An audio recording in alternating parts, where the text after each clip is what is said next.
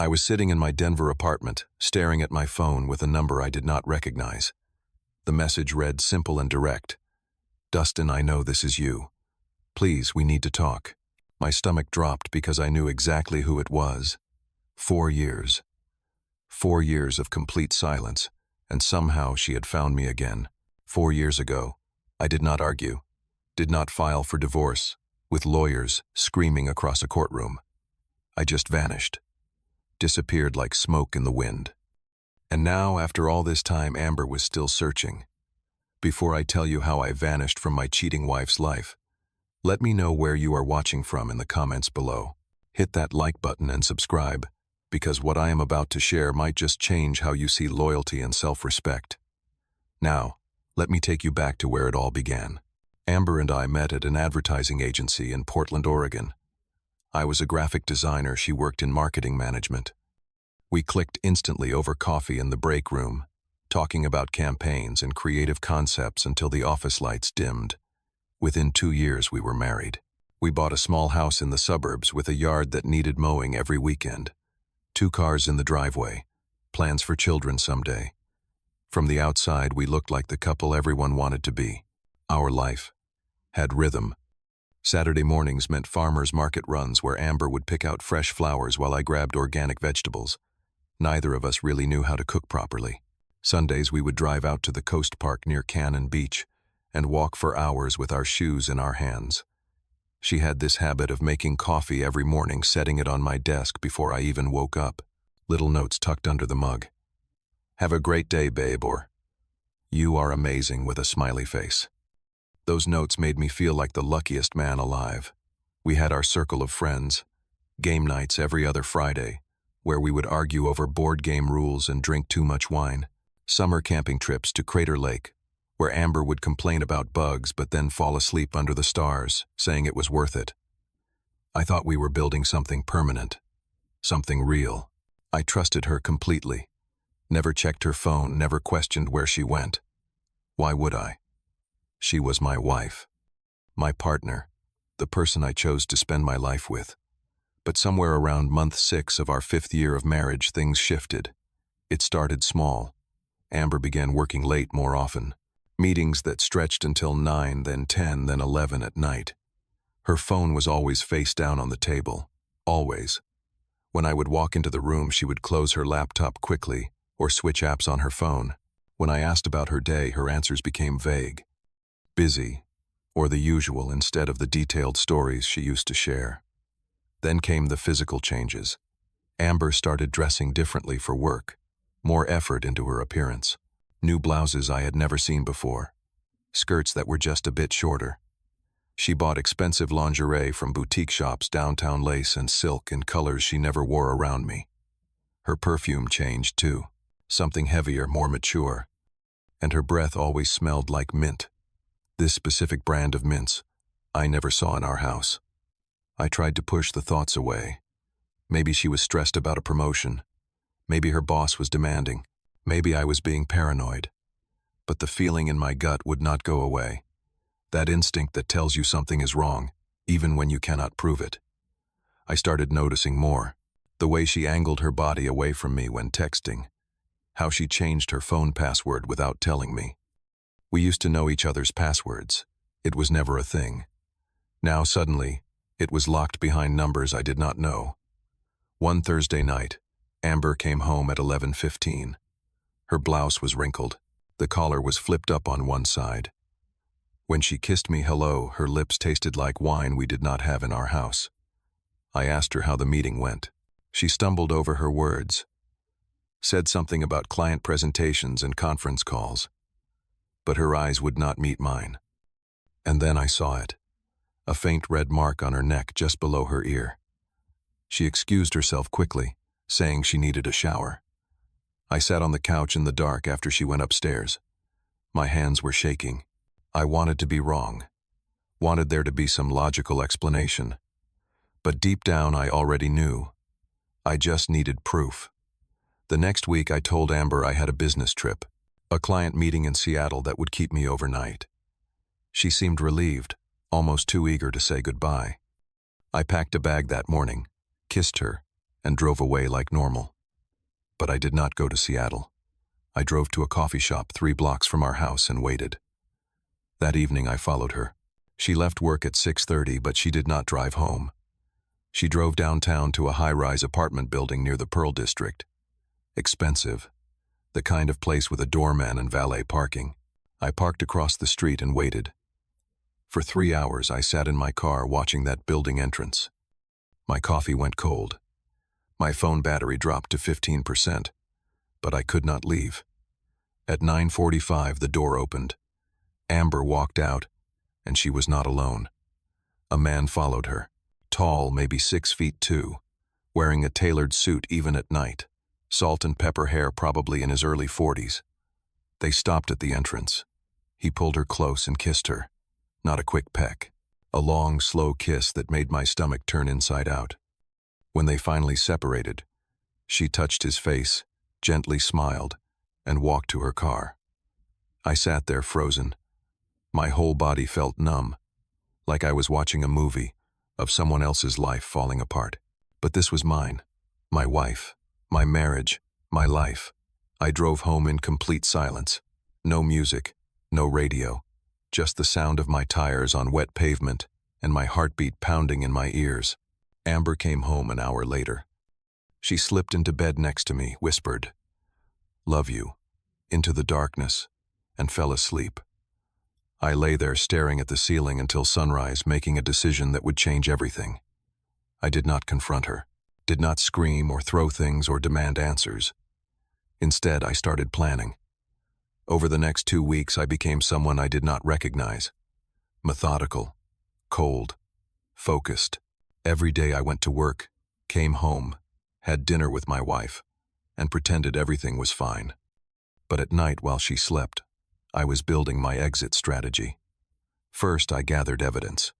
Not because I wanted to hurt her, but because I needed documentation for the divorce. I photographed bank statements showing charges to hotels and expensive restaurants I never went to. Charges on her credit card for a spa weekend I was never invited to. Receipts for gifts I never received. I found an old iPad of hers in the closet that she forgot about. We shared an Apple account years ago, and she never removed it. Through that I could see her location history. The apartment building downtown, 3 times a week, sometimes more. I did research on the man. His name was Greg Ashford, vice president at a marketing firm that partnered with Amber's company. Married with 2 kids based on his LinkedIn profile. The irony was not lost on me. She was destroying our marriage for a man who was destroying his own. One night Amber came home and told me she loved me, before heading to the shower. While the water ran her, Apple Watch buzzed on the nightstand. A message preview lit up the screen. "Cannot wait to see you tomorrow, babe." I stared at that message for a long time. Then I went downstairs, made dinner, and ate across from my wife like nothing happened. But inside, something had shifted permanently. I was not looking at my wife anymore. I was looking at a stranger wearing her face. The hardest part was not the betrayal itself. It was the performance. Watching her lie became routine. She would come home with stories about demanding clients and difficult projects.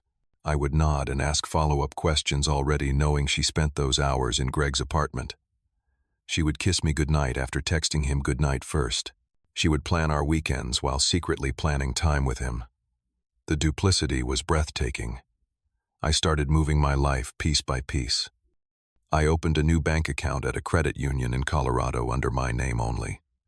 Transferred money slowly so she would not notice. $2,500 here, $3,000 there. I applied for remote positions with companies based in Denver. When I got an offer as a senior designer for a tech startup, I accepted immediately. They did not need me in the office. I could work from anywhere. I found an apartment in Denver through a property management company. Signed a lease under the LLC I created for freelance work. Drove out there one weekend, told Amber I was visiting a college friend, and set up the basics. Bed, desk, internet. I shipped boxes of my personal belongings to a storage unit near the apartment. Books, photos of my family, my guitar, things that mattered to me, things I did not want to leave behind. I consulted with a lawyer in Colorado about divorce options. He explained abandonment laws, asset division, and how Oregon handled uncontested divorce. I filed preliminary paperwork, got everything ready to be served once I was gone, changed my phone plan to a new carrier with a new number, set up forwarding addresses for my mail to a P.O. box in Denver. Through all of this, Amber suspected nothing. We still had dinner together, still watched television on the couch, still went through the motions of being married, but I was already gone. Mentally, emotionally, I was a ghost living in my own house. Then came the night I had been waiting for. A Friday evening in late September. Amber told me she had a team-building retreat that weekend. Leaving Friday night back Sunday evening, I checked her location data.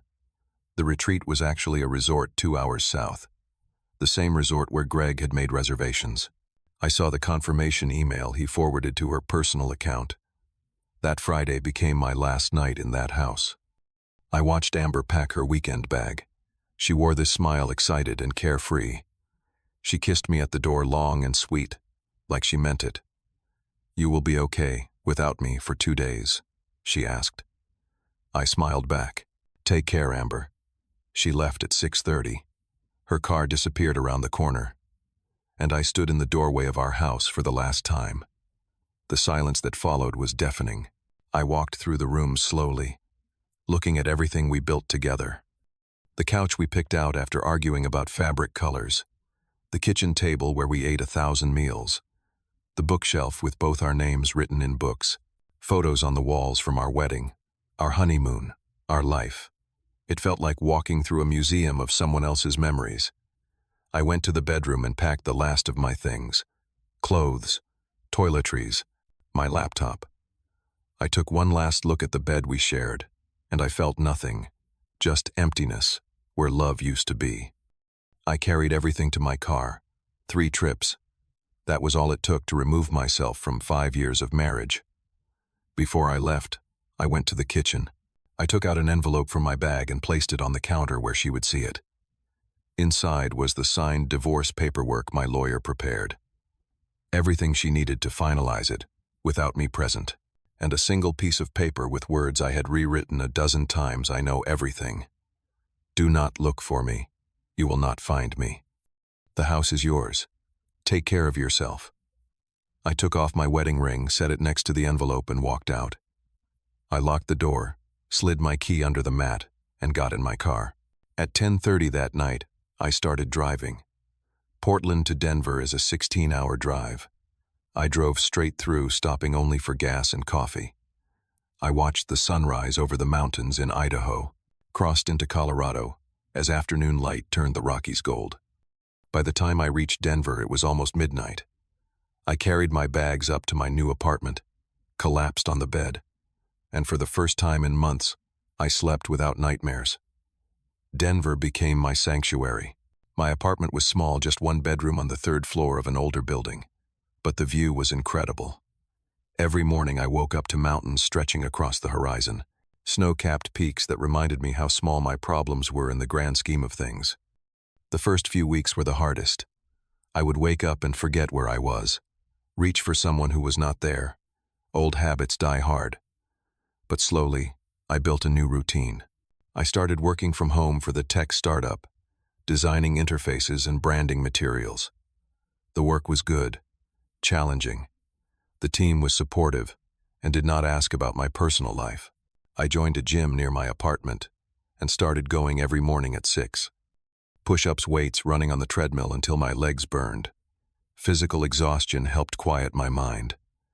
I stopped thinking about Amber, stopped wondering what she was doing or who she was with. The anger faded into something closer to indifference. On weekends, I explored Denver. I found a coffee shop that made the best pour-over in the city, discovered hiking trails in the foothills where I could walk for hours without seeing another person. I joined a local climbing gym and met people who knew nothing about my past. To them, I was just Dustin, a guy who moved to Colorado for work and loved the outdoors. They did not know about the betrayal or the pain, and I liked it that way. 3 months in, I adopted a dog from the shelter, a German Shepherd mix named Rocky. He was 5 years old, calm and loyal. We would go on long walks every evening through the neighborhood. He never judged me, never asked questions, just stayed by my side. Rocky became my family. I deleted all my old social media accounts. Facebook, Instagram, everything tied to my old life. I created new profiles under a slightly different name, just my middle name and last name instead of my first. Posted pictures of mountains and my dog. Nothing personal, nothing that would lead anyone back to me. I blocked every number from Portland, changed my email address, disappeared completely from the digital world Amber knew. According to the one friend, I stayed in touch with a guy named Thomas from college, who lived in Seattle. Amber lost her mind when she came home that Sunday. He heard through mutual friends about what happened, how she found the note, how she called my number 100 times only to find it disconnected, how she filed a missing person report but the police would not help because I left a note explaining I was leaving voluntarily. Thomas told me she showed up at my parents' house in tears. My mom apparently told her to leave and never come back. My parents were furious with Amber. They always liked her, but betrayal was something they could not forgive. My dad told her if she ever contacted them again, he would file harassment charges. That first month, Amber tried everything. She messaged every mutual friend on Facebook, sent emails to my old work account, hired a private investigator who could not find anything because I had covered my tracks too well. According to Thomas, she quit her job, stopped seeing Greg immediately, spent weeks crying, barely eating, falling apart. 6 months after I left, she still had not signed the divorce papers. My lawyer tried serving them multiple times, but she refused. She kept saying she wanted to talk to me first, wanted to explain, but there was nothing to explain. I saw everything I needed to see. A year after I disappeared, Thomas said Amber moved to a different city, somewhere in California, trying to start over. But every few months, there would be a new wave of attempts to find me. Fake social media accounts trying to friend my family members. Anonymous emails asking if anyone knew where I was. It was like she could not let go. I, on the other hand, was thriving. I got promoted to creative director at my company. My salary nearly doubled. I bought a small house in the suburbs of Denver with a backyard for Rocky. I started dating casually. Nothing serious at first. Just coffee dates and dinners. Learning to trust again was hard, but I was trying. Then I met Leah. She was a pharmacist at the grocery store I shopped at. We struck up a conversation in the produce section about how neither of us could keep houseplants alive. She laughed at my terrible jokes, had this warmth about her that felt genuine. We exchanged numbers, started texting. Our first date was a hike up Lookout Mountain. She packed sandwiches and fruit. We sat at the top talking for 3 hours about everything and nothing.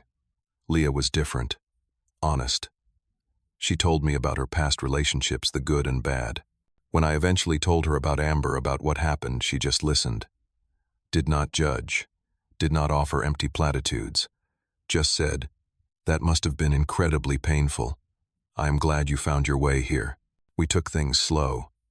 No pressure, no games. Just two people enjoying each other's company.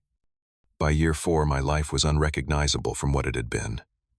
I had a career I loved, a home I was proud of, a woman who respected me, friends who valued me. I ran a half marathon, learned to cook actual meals instead of surviving on takeout. Started playing guitar again, something I had given up years ago. I was happy, genuinely deeply happy.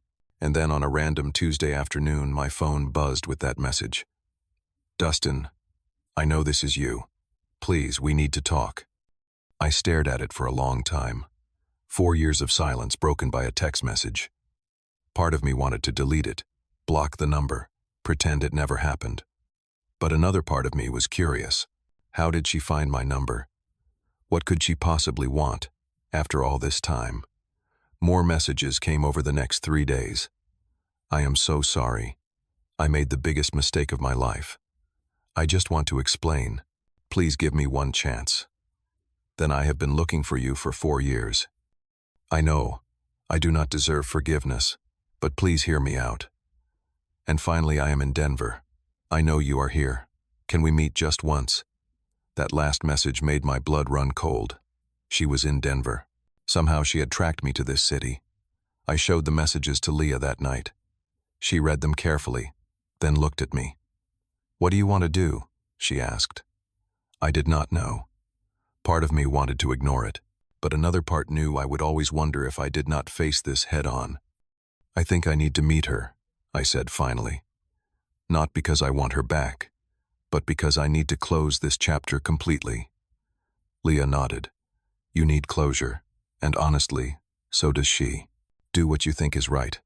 I trust you." That night I replied to Amber one meeting. One time. Tomorrow, 2 p.m. Confluence Park.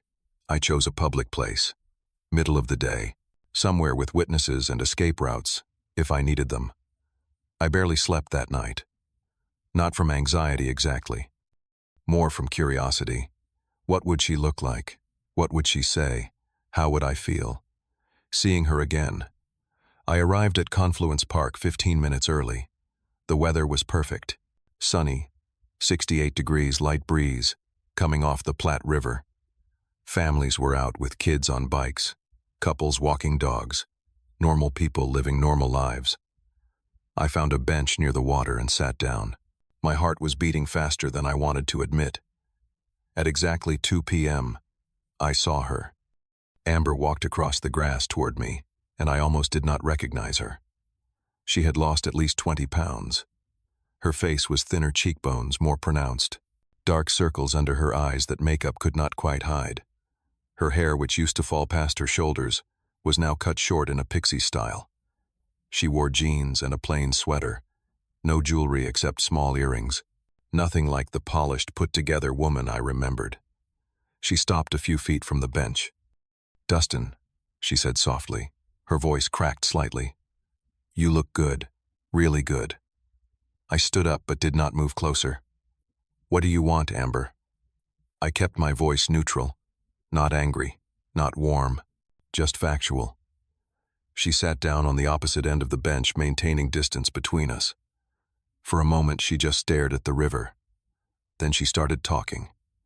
"I do not even know where to begin," she said. "I have rehearsed this conversation 1,000 times, and now that you are here, I cannot remember any of it." I waited, did not help her, did not make it easier. She took a deep breath and continued. "What I did to you was unforgivable. I know that. I have known it every single day, for the past 4 years. Greg was a mistake, a stupid, selfish mistake that cost me everything that mattered."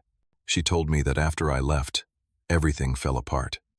She came home that Sunday night expecting me to be there, found the note in the ring, and collapsed on the kitchen floor. She called me hundreds of times. When the number did not work, she drove to my office only to learn I had quit. She went to my parents' house where my mother shut the door in her face. "I ended things with Greg immediately," Amber said. "That same night. I told him I never wanted to see him again. I quit my job because I could not face going into that office anymore. Everything reminded me of what I had destroyed." She looked at me with red-rimmed eyes. "I spent months in therapy trying to understand why I did it, why I threw away a good man for something meaningless." She explained that Greg had pursued her, complimented her work, made her feel valued professionally. It started as innocent lunches that turned into drinks after work. He made her feel important, she said, like she mattered. And somewhere along the way, lines got crossed that should never have been crossed. "But none of that is an excuse," she continued. "I made choices, terrible choices, and I destroyed us. I destroyed you, and I have lived with that guilt every single day since." She wiped her eyes with the back of her hand. "I know you do not owe me anything. I know I do not deserve forgiveness, but I needed you to know that I am sorry. Truly, deeply sorry. And if there is any chance, any possibility that we could try again, I would spend the rest of my life making it up to you." The silence that followed felt heavy. I watched a family nearby, teaching their daughter how to ride a bike. The little girl kept wobbling and laughing each time her dad caught her. Simple joy, uncomplicated happiness. I turned back to Amber. I appreciate you telling me this, I said carefully. I really do. And I believe that you are sorry. She looked up with hope in her eyes. I continued. But Amber, that person you are looking for, the Dustin who loved you, he died the night I saw you kiss Greg outside that apartment building. Her face crumbled. I am not angry anymore, I went on. I am not hurt. I am just moved on. You broke something that cannot be fixed. Not because I do not forgive you, but because I do not want to go back. I cannot go back. I told her about my life now, about the job I loved, the house I bought, Rocky, the friends I made, and yes, about Leah, about finding someone who chose me from the beginning, who did not make me wonder or doubt or question, who showed up every day with honesty and respect. I have a life now, Amber. A good one, with someone who values what we have. I looked her directly in the eyes. What you and I had is gone. It ended the moment you made the choice to betray me, and I spent 4 years building something better from the ashes. Amber was crying now, full tears running down her face. But she nodded. I understand, she whispered. I just needed to know I tried, that I did not just let you go without fighting for us. She wiped her face with her sleeve. Are you happy, she asked. Yes, I said honestly. I really am. A sad smile crossed her face. Then I am glad. You deserve it. You always deserved better than what I gave you. We sat in silence for another minute. The river flowed past. Birds called overhead. Life continued around us, indifferent to our pain and history. Finally, we both stood up. Amber extended her hand, and I shook it. Formal. Final. Goodbye, Amber. Take care of yourself, I said. She squeezed my hand once. Goodbye, Dustin. Then she turned and walked away. I watched her go, getting smaller as she crossed the park toward the parking lot. She did not look back. I stayed on that bench for another 20 minutes after she left, watching the water, thinking about the past 4 years, about the man I was and the man I became, about the choice I made to walk away silently instead of fighting or seeking revenge. It had been the right choice. I knew that now more than ever. When I finally got up and walked to my car, I felt lighter, like a weight I did not know I was still carrying had finally lifted. I drove home to the house I built for myself. Rocky greeted me at the door with his tail wagging like I had been gone for years instead of hours. Leah was in the kitchen making dinner. She turned when she heard me come in. How did it go? She asked. I wrapped my arms around her. It went exactly how it needed to, I said into her hair. She hugged me back and we stood there for a moment. No more words needed. Later that night we sat on the couch, Rocky at our feet. Leah brought me coffee made just the way I liked it, something she learned without me having to tell her. I looked around at my life, my real life, the one I chose, the one I built from nothing. Some people spend years looking backward trying to fix what is broken. I chose to look forward and build something new, and that made all the difference. Amber might still be searching for the man I used to be, but that man is gone, and in his place is someone stronger, happier, and finally free. Sometimes the strongest thing you can do is walk away silently. You do not owe anyone an explanation when they break your trust. Healing is not about forgetting. It is about building something better. The best revenge is not revenge at all. It is living well. I thought about those 4 years, about every choice that led me here, to this couch, this woman, this dog, this life, and I realized something profound.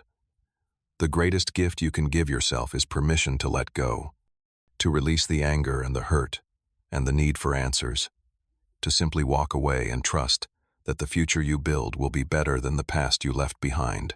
Amber spent 4 years looking for me, trying to undo her mistake. But mistakes cannot be undone. They can only be learned from. I learned that my worth is not determined by someone else's ability to see it. I learned that trust once broken cannot always be repaired. I learned that choosing myself, my peace, my future, was not selfish. It was survival. As I sat there with Leah's head on my shoulder and Rocky's gentle snoring filling the room, I felt something I had not felt in years. Complete peace. Not the absence of pain, but the presence of genuine contentment. I had let go of the life that hurt me and built one that healed me. And that was the greatest victory of all. So here is my question for you. Have you ever had to walk away from someone you loved because staying would have destroyed you? How did you find the strength to rebuild? Share your story in the comments below. And if this story resonated with you, hit that like button and subscribe so you do not miss future stories about real life, real struggles, and real growth. Share this with someone who might need to hear that it is okay to choose yourself. It is okay to walk away. It is okay to start over. Thank you for listening to my story. I hope it reminds you that no matter how broken things seem, you have the power to build something beautiful from the pieces. Take care of yourselves out there. Choose people who choose you. And never forget that you deserve honesty, respect, and real love. Until next time.